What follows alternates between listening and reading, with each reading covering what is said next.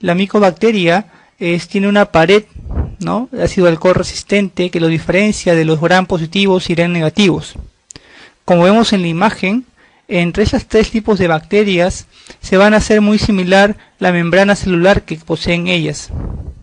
Asimismo, las tres van a poseer una capa de peptidoglicano que está unida a la membrana celular.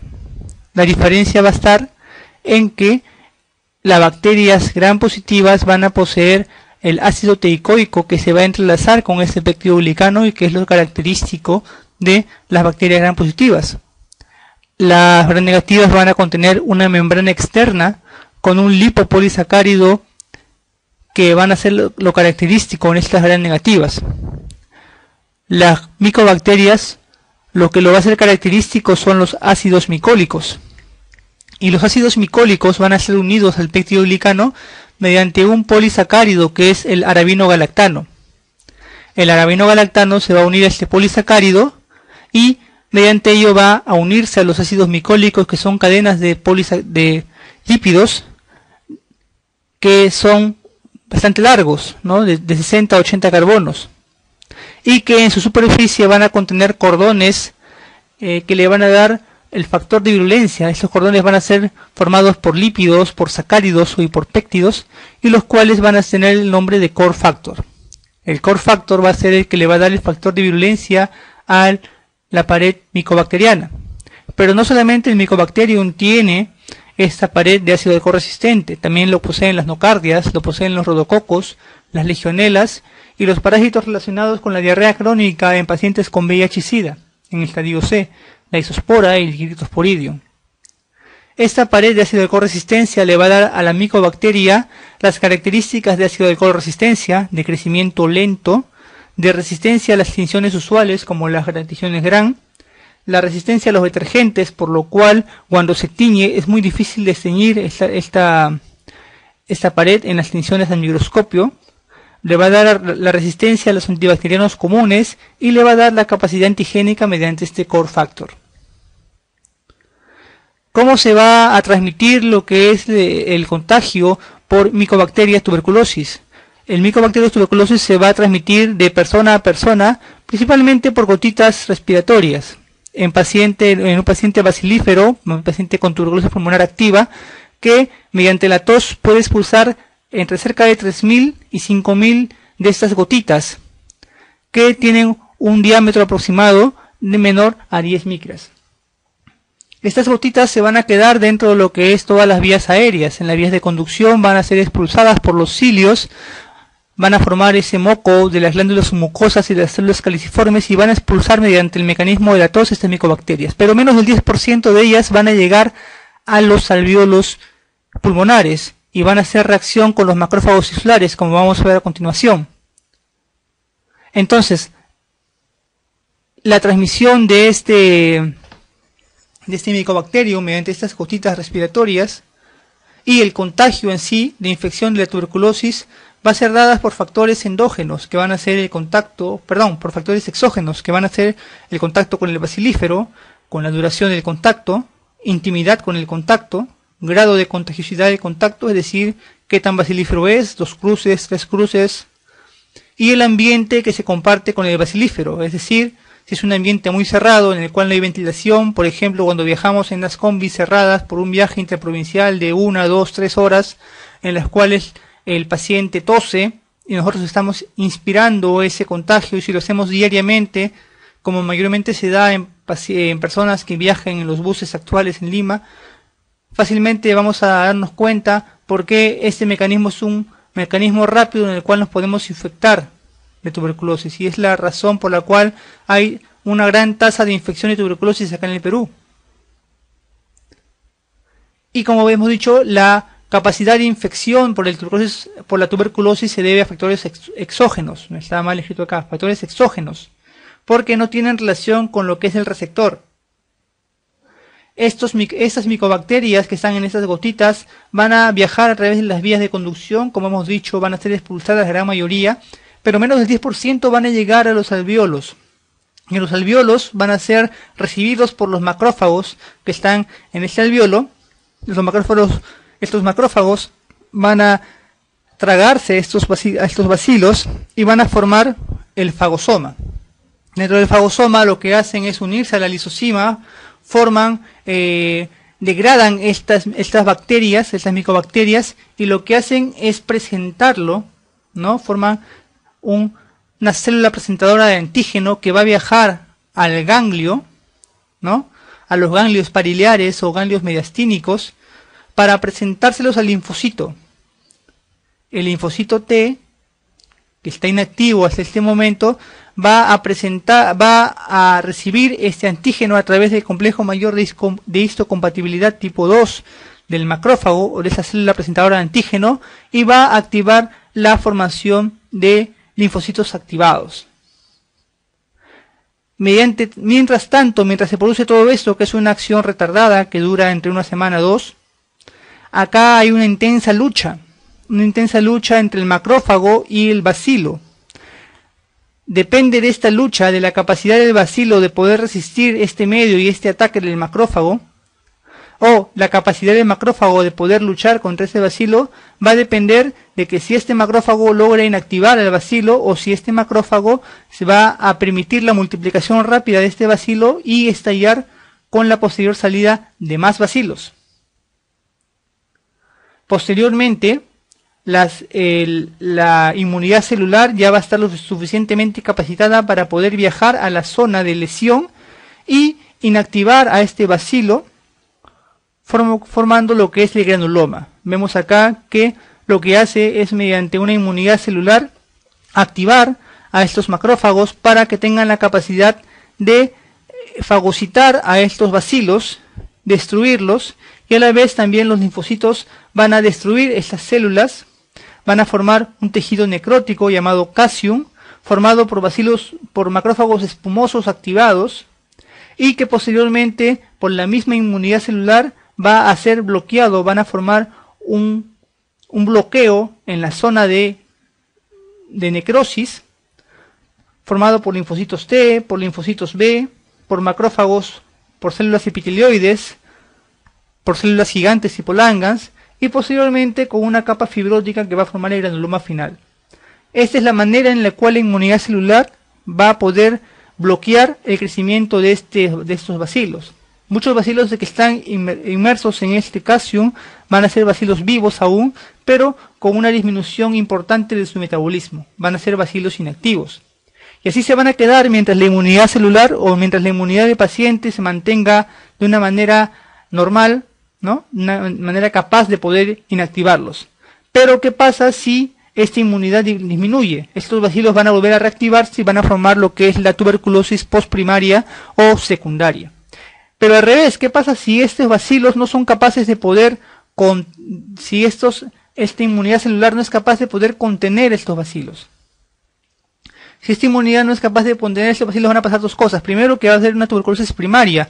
La tuberculosis primaria activa se da aproximadamente en el 5% de personas, principalmente en pacientes menores de 4 años, en la cual su inmunidad celular todavía está muy venida menos, todavía no está lo suficientemente madura para poder responder de una manera normal o agresiva ante esta infección. Y ellos van a causar lo que es una infección tuberculosa primaria progresiva. En esos pacientes, lo que se va a dar es que al carecer el linfocito de esta capacidad de poder bloquear este caseum, esta zona de infección micobacteriana, va a tener que extender la destrucción, aumentando la capacidad de caseum. No va a poder hacer este bloqueo que está haciendo una inmunidad celular adecuada. Entonces la destrucción va a seguir formándose, va formándose más grande, y a medida que vaya creciendo va a formar cavidades, y esas cavidades van a hacer contacto con zonas de vías aéreas, expulsándose los bacilos. Es decir, van a formar las cavernas. Y esas cavernas pueden causar, o esa expulsión de bacilos puede causar diseminaciones que pueden ser linfáticas o pueden ser hematógenas. Y mediante la diseminación hematógena puede llegar a diferentes órganos del cuerpo y formar las que son las tuberculosis extrapulmonares. Pero si nuestra inmunidad es adecuada, lo que va a hacer es una infección latente, con la que hemos comentado. Estos linfocitos bloquean esta zona de destrucción y la forran con una capa de colágeno con la cual se va a calcificar y se va a mantener inerte mientras la inmunidad celular sea adecuada. Pero ¿qué pasa si esta inmunidad no es la adecuada? Vemos que normalmente la tuberculosis postprimaria puede ser dada por dos mecanismos, puede ser dada por una reinfección o puede ser dada por una reactivación. Aquí vemos el mecanismo de la reinfección, es decir, una persona que ha tenido tuberculosis, que la ha mantenido latente y que se ha vuelto a infectar. Esto suele pasar en zonas de alta tasa de tuberculosis, por ejemplo acá en el Perú, y en zonas de países en vías de desarrollo. Vemos que el macrófago lo va a presentar, ¿no? Va a formarse el granuloma, va a cerrarse el granuloma, va a inactivarse, pero en algún momento de la vida la inmunidad celular se va a venir a menos. Por ejemplo, desnutrición, por ejemplo, factor estrés, por ejemplo, inmunosupresión en pacientes con VIH.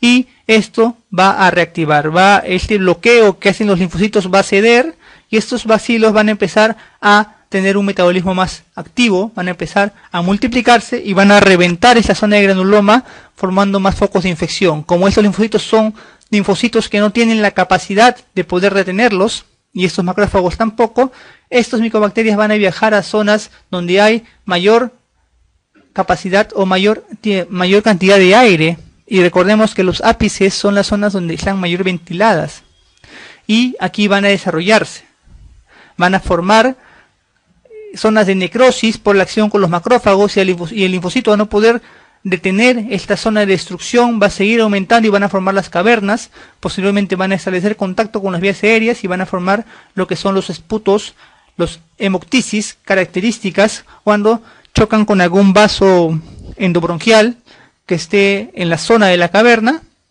y toda la clínica del paciente tuberculoso.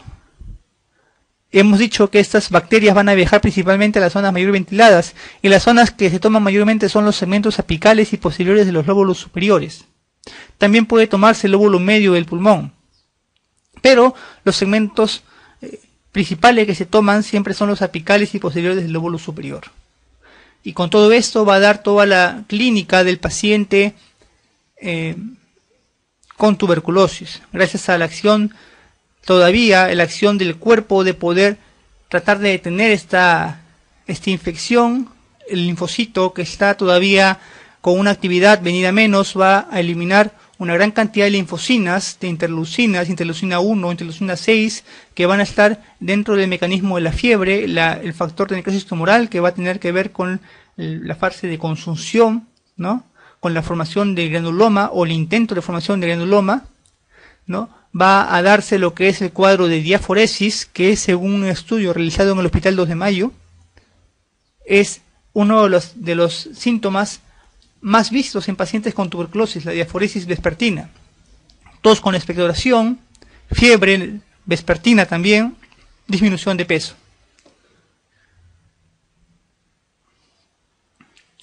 Y como hemos dicho, si para tener la infección vamos a depender básicamente de factores exógenos, para poder desarrollar la enfermedad, principalmente van a ser factores exógenos. Una vez que se ha diagnosticado este paciente tuberculoso, los pasos a seguir son los siguientes. Primero tenemos que determinar que sea un paciente tuberculoso y qué tan bacilífero es, porque depende de esto que este paciente contagie más. En pacientes que no forman cavernas, que no forman una inmunidad muy marcada y que no tienden a hacer esas conexiones con las vías aéreas, por ejemplo los pacientes desnutridos o los pacientes con VIH, en los cuales sus linfocitos no tienen capacidad siquiera para poder activar a los macrófagos y causar esa destrucción. Y es por eso que los bacilos hacen lo que quieren en el cuerpo cuando hay en un paciente con VIH. Y en este caso, al no formarse esta zona de necrosis, no hay comunicación con las vías aéreas y es muy poco contagioso en pacientes con VIH.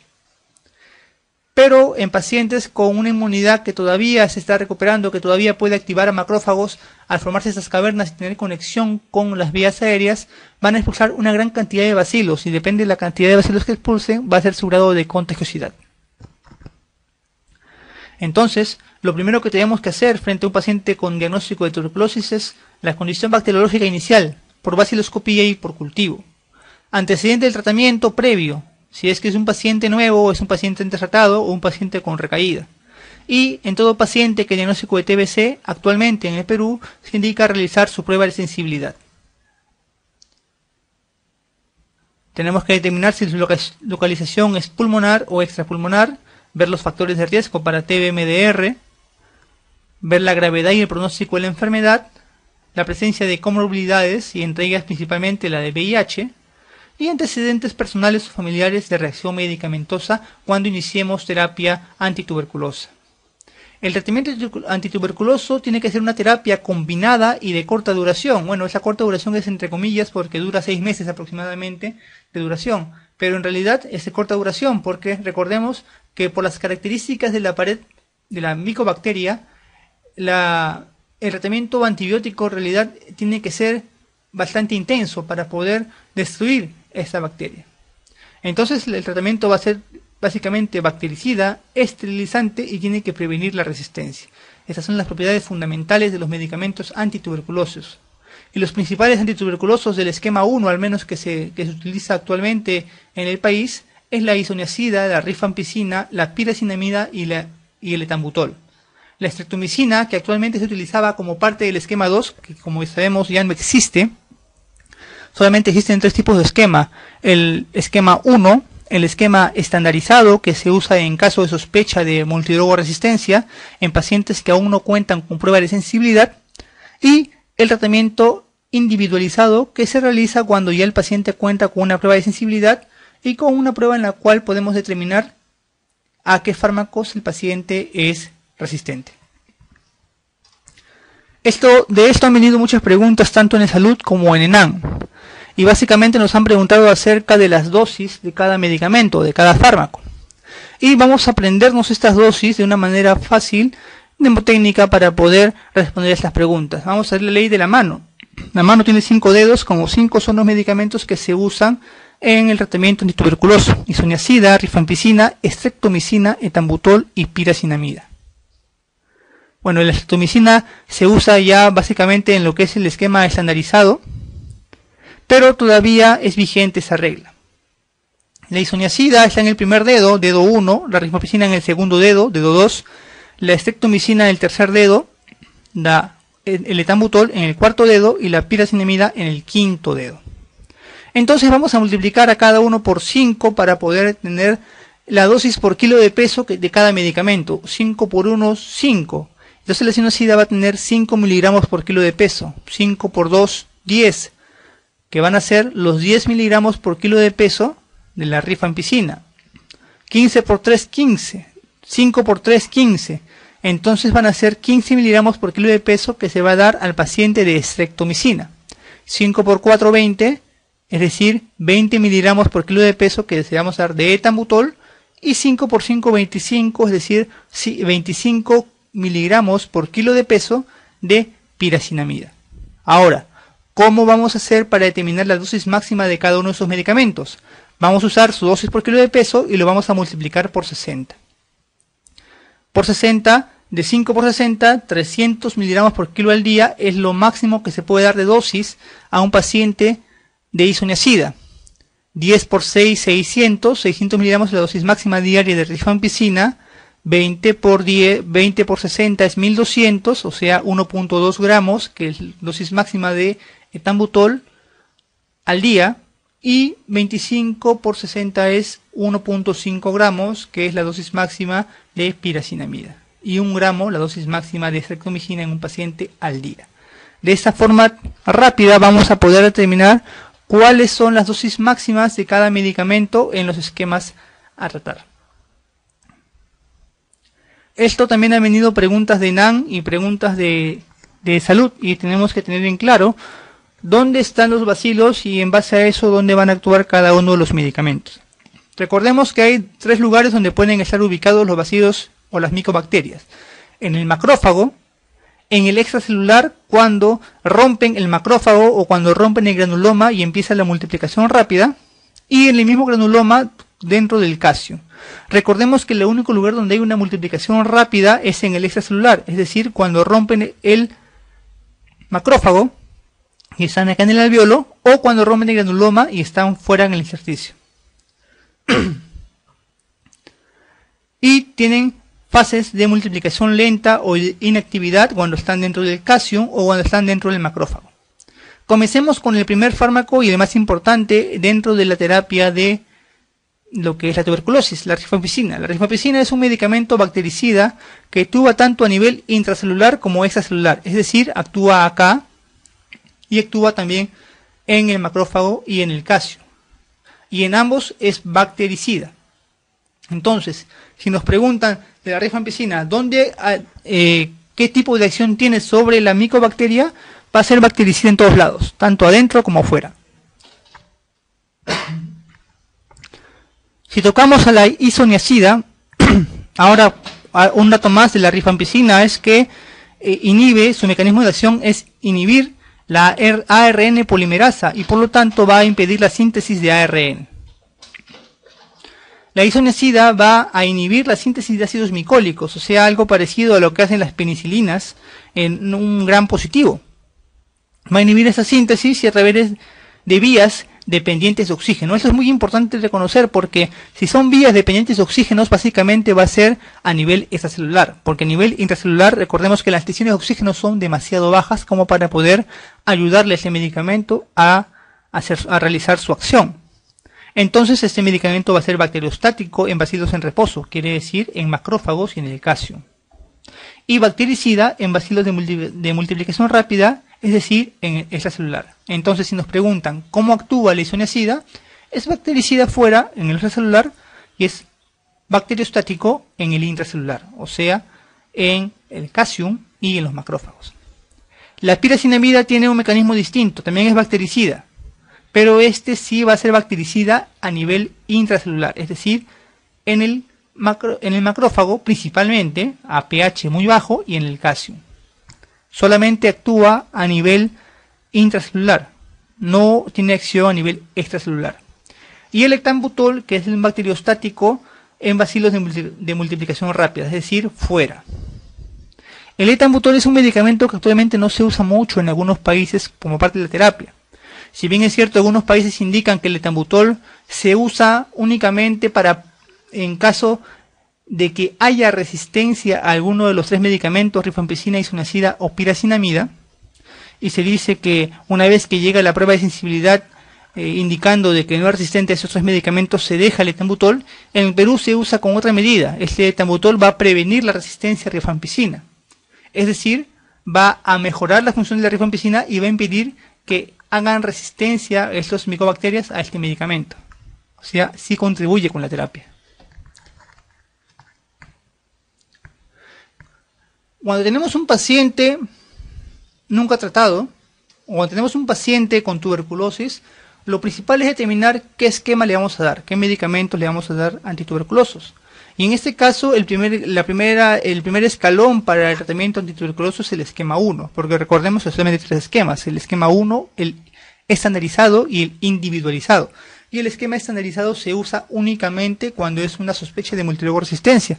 Y el individualizado se usa únicamente cuando tenemos prueba de sensibilidad en paciente MDR. Entonces, todo el resto, en teoría, debería ser esquema 1. Pero ¿en quiénes realmente se da esquema 1? En todo paciente nunca tratado con diagnóstico de TB, independiente que sea VIH o no.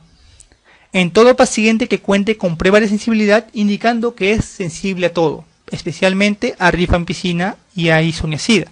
Porque recordemos una vez más que el diagnóstico de multidrogoresistencia es por resistencia a la rifampicina y a la isoniazida.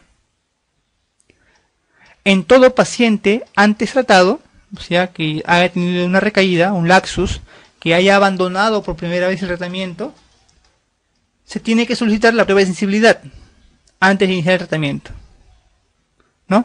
Y si en este paciente indica que es pansensible, se le da el esquema 1. Conducta en pacientes nuevos que no cuentan con prueba de sensibilidad inicial. Es importante solicitar esa prueba de sensibilidad oportunamente. Aplicar el cuestionario para factores de riesgo de TB-MDR, solicitar una muestra para cultivo y para prueba de sensibilidad, y consultar nuevamente con lo que es el consultor regional o nacional de la estrategia de tuberculosa. ¿Cómo hacemos en pacientes antes tratados? En recaídas, en abandonos que no disponen con prueba de sensibilidad. Conducta en los pacientes antes tratados por primera vez. Si aplicamos el cuestionario de pacientes para factores de riesgo de antituberculoso, para factores de riesgo contra MDR, solicitamos la prueba de cultivo y la prueba de sensibilidad y iniciamos esquema 1 hasta que nos llegue el resultado de la prueba de sensibilidad. Cuando la recaída es dentro de los 6 meses, se indica que es una recaída precoz, y si es una recaída precoz, se inicia el tratamiento estandarizado de cajón. Si no es una recaída, la recaída se define como recaída cuando el paciente vuelve a tener tuberculosis dentro de los 2 años después de haber finalizado el esquema 1 completamente y de haber salido con baciloscopía negativas. Pero si esta recaída es dentro de los 6 primeros meses, se dice que es una recaída precoz y en tanto es un paciente con alta sospecha de MDR y por lo tanto es candidato a estandarizado de frente, sin prueba de sensibilidad. En pacientes multitratados que actúan o que actualmente presentan tercer episodio, segunda recaída o 2 abandonos, si el último episodio previo fue hace más de 2 años, se da esquema 1, es decir, si no es una recaída, es un paciente antes tratado, se da un esquema 1, pero si fue hace menos de 2 años, se da estandarizado. El tratamiento del esquema 1 va a constar de estos medicamentos. Es una fase de inducción o bactericida dentro de la primera fase, los primeros 2 meses, y un tratamiento de mantenimiento o esterilizante en los siguientes 4 meses. En la primera fase, que son los primeros 2 meses, es una reducción rápida de la población bacilar, principalmente dentro del crecimiento extracelular, es decir, los bacilos que están fuera. Y posteriormente van a atacar, dentro de los 4 meses siguientes, se va a atacar a los bacilos que están dentro, tanto en los macrófagos como en el calcio, a los bacilos persistentes y evitan las recaídas. Es por eso que la terapia antituberculosa es una terapia que rápidamente negativiza los cultivos o los BK en esputo. Se indica que el promedio es los 10 primeros días de tratamiento y ya el BK se elimina cerca del 90% de la población extracelular bacteriana. Y en la primera fase va a constar de 2 meses de rifampicina, isoniazida, piracinamida y etambutol.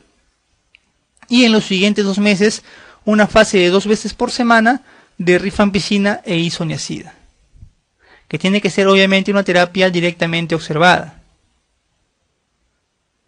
Vamos a ver algunas características de lo que es la rifampicina, la isoniazida, la piracinamida y el etambutol. Como hemos dicho, la rifampicina es un bactericida tanto intra como extracelular. La isoniazida es un bactericida extracelular, pero un bacteriostático intracelular. La piracinamida es básicamente un medicamento bactericida, pero en el macrófago y en el calcio, es decir, intracelular. Y el etambutol es un bacteriostático extracelular. La absorción es adecuada por vía oral para todos, pero con una mejor absorción en ayunas. El metabolismo para todos es hepático y es por eso que antes de iniciar la terapia con medicamentos antituberculosos se tiene que hacer una prueba de transaminasas en el paciente para poder determinar cuál es su perfil hepático, cuál es su metabolismo hepático actual. Y la excreción básicamente es renal por cada uno de ellos. Dentro de las reacciones adversas a fármacos antituberculosos, la cual se define como una respuesta nociva no intencionada a medicamentos antituberculosos o a varios medicamentos, vamos a ver que dentro de su clasificación vamos a contar con 2 tipos, las dosis dependientes y las dosis no dependientes. Las dosis dependientes son las asociadas al fármaco y son las más comunes. Y las dosis no dependientes son las reacciones del paciente, son las menos comunes y estas están relacionadas a lo que es un factor idiosincrático, es decir, son alérgicas al fármaco. Cuando hablamos de dosis dependiente, con una reducción o una corrección del fármaco a kilo por peso, se reduce el cuadro de la RAFA, pero en dosis no dependientes ya es más difícil y tiene que eliminarse ese fármaco de la terapia y buscar otro fármaco para poder compensar este fármaco que se está quitando. Las RAFAs pueden ser no serias, serias o graves. Las no serias son manifestaciones poco superficiales y no amerita la suspensión del fármaco, basta con algún tratamiento sintomático.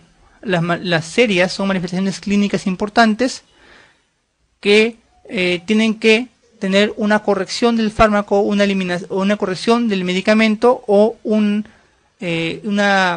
retirar ese medicamento por un tiempo para luego poder irlo administrando en dosis progresivas. Y las graves son las que ponen en riesgo la vida del paciente y son RAFAs en las cuales el fármaco tiene que ser quitado de todas maneras y tiene que ser cambiado por otro medicamento.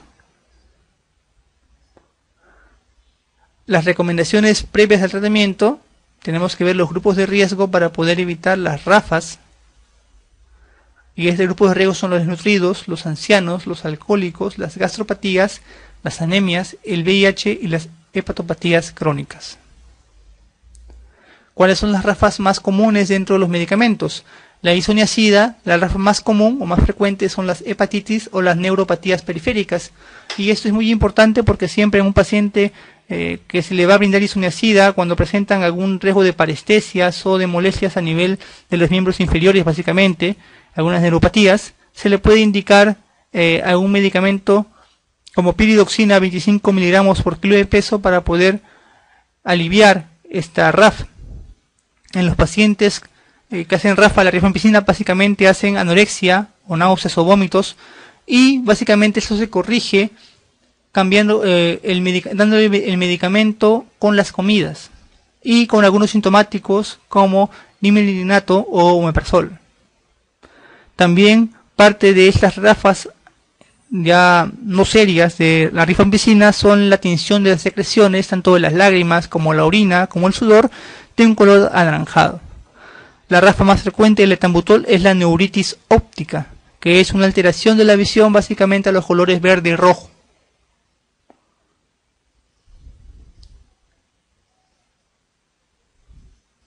RAFAs no serias dentro de lo que es la rifampicina: el dolor abdominal y un síndrome gripal. Dentro de la isoniazida puede ser algunas gastritis, porque básicamente esos medicamentos se dan en ayunas. Dentro de la piracinamida puede haber artralgias con un síndrome pseudogotoso. También puede presentar rash a la exposición al sol con este medicamento. El etambutol también puede presentar náuseas.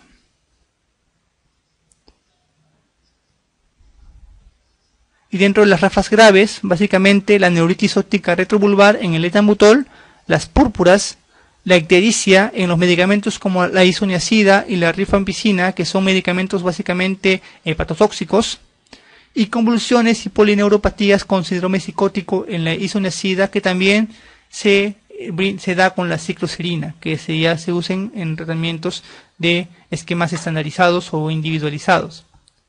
Algo importante que destacar acá es que dentro del esquema 1, el núcleo del tratamiento del esquema 1 es la rifampicina y la isoniazida, y es por eso que se indica multidroga resistente cuando un paciente es resistente a estos dos medicamentos, es decir, al núcleo básico del tratamiento, a la rifampicina y a la isoniazida. Cuando es resistente solamente a uno de ellos, no se le llama multidroga resistencia, se le llama poliresistencia si es a varios medicamentos, o si es solamente a uno, resistente a tal o cual medicamento. Dentro del núcleo, en un esquema estandarizado, el núcleo del tratamiento va cerrado por la estreptomicina y la quinolona, en este caso la ciprofloxacino.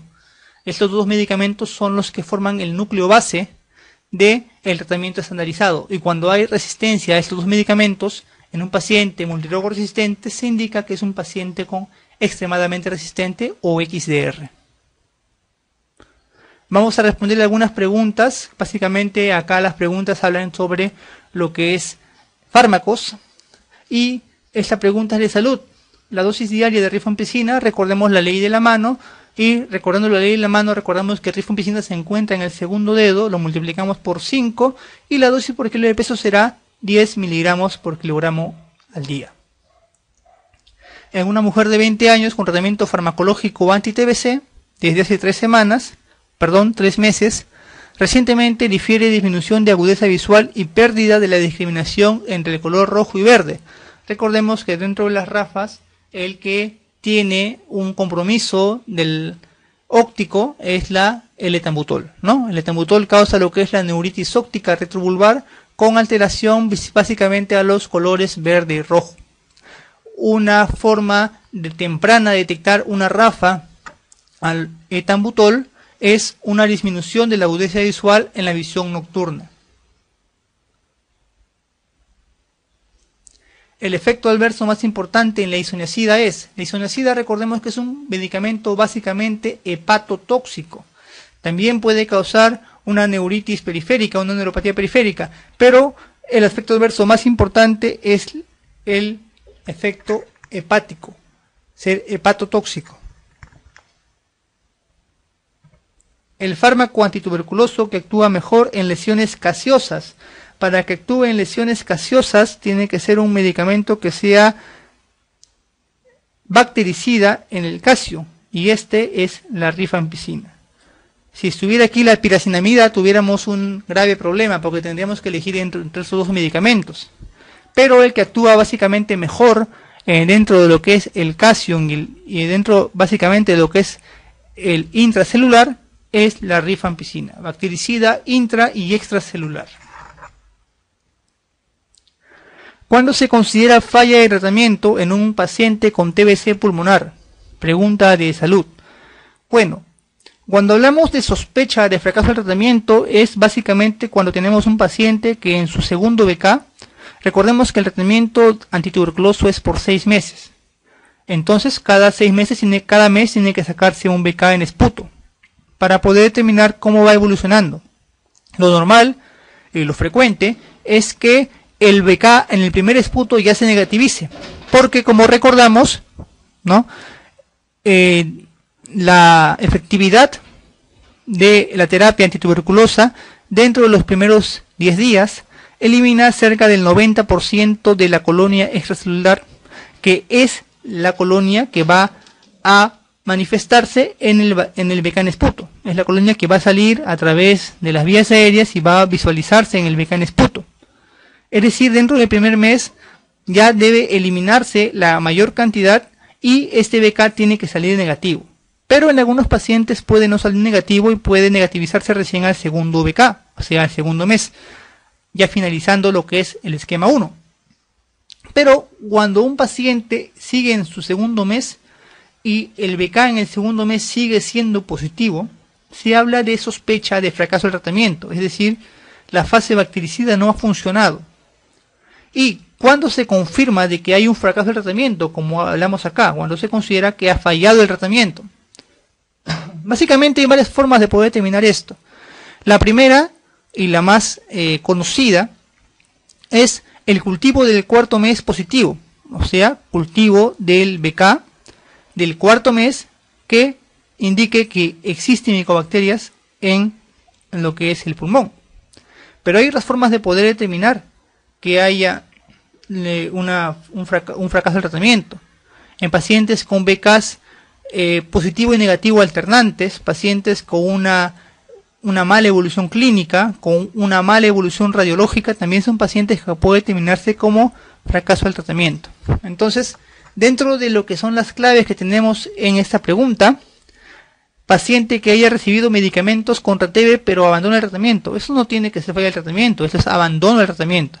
Recordemos que cuando un paciente abandona el tratamiento es cuando un paciente ha recibido tratamiento antituberculoso más de un mes y después lo dejó. Pero si un paciente recibe medicamentos antituberculosos menos de un mes y después lo deja y después de unos meses vuelve a caer con sintomatología de tuberculosis, es un paciente antes tratado. Entonces, en un paciente que recibe terapia más de un mes y la deja, ya es abandono. Pero en un paciente que ha recibido terapia menos de un mes y la deja y después lo vuelve a recibir, se lo considera como nunca antes tratado. Paciente que recibe medicamentos contra TBC-MDR no tiene nada que ver, porque la TBC-MDR puede darse en pacientes que tengan factores de riesgo, no necesariamente que sea un paciente con falla previa al tratamiento, por ejemplo, en pacientes que son trabajadores de salud, son pacientes con alta sospecha de TB-MDR. Y son pacientes que la pueden contraer por infección primaria, no necesariamente por reinfección o por reactivación. Pacientes que reciben medicamentos completando el tratamiento pero continúa positivo para TBC. Pacientes que reciben medicamentos completando el tratamiento pero continúa positivo para TBC. Bueno, esa puede ser. Paciente sintomático respiratorio que no recibe tratamiento alguno. Bueno, eso no tiene nada que ver, ¿no? Paciente sintomático respiratorio que no recibe tratamiento alguno es no tratado, simplemente. Hiperuricemia no tiene nada que ver. Entonces la mejor clave aquí sería un paciente que recibió medicamento, completó el tratamiento, pero continúa positivo para TBC, ¿no? Es lo que dijimos anteriormente. Es un paciente que es un sospechoso cuando es BK positivo al segundo mes y se confirma de que es un paciente con falla del tratamiento cuando su cultivo al cuarto mes es positivo, ¿no? Un paciente que ha recibido medicamentos, ha completado el tratamiento los 6 meses, pero continúa siendo positivo. Entonces la clave sería la clave 3.